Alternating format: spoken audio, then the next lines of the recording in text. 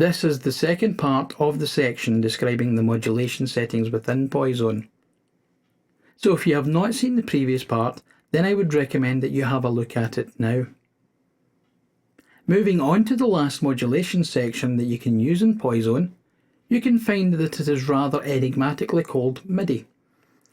This gives you parameters that you can choose to be able to be changed by using your controller keyboard's pitch bend and modulation wheels. As I am sure many have already guessed, the pitch bend amount can be set using this box. You can have your pitch bend wheel alter the note by up to the amount set here under the PD range. This can be set to any amount from 1 through to 12.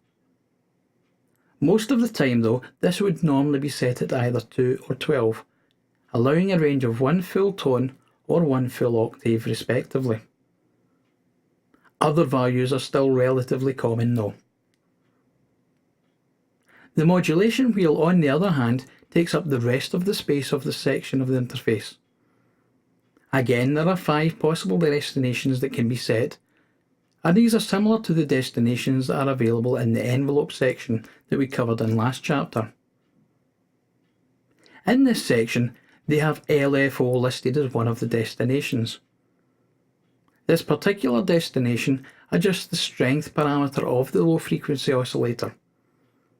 For example, if the modulation wheel is set to 0, then the low frequency oscillator does not affect the sound. But as you increase the value of the modulation wheel, the low frequency oscillator will start to become more of a factor in the sound. Similar to the envelope, you also have a strength control. This can allow you to change the strength of the modulation relative to the original parameter. You can have it range from -100% to +100%. Negative and positive values reduce the parameter or add to the value by the set percentage respectively.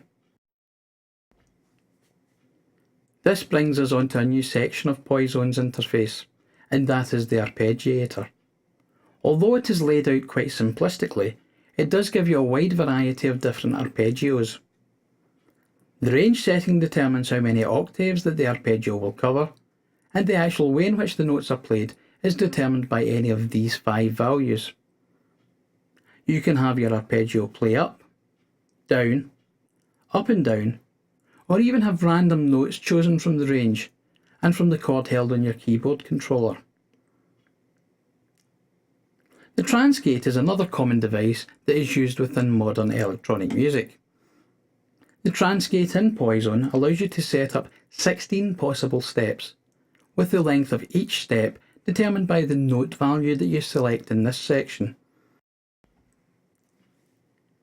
The best way to show you the actions that are possible in the gate is to use it. I will set up a pad style sound from one of the presets. I'm going to set the synchronization to 8th notes. Then I will turn on every alternate step here.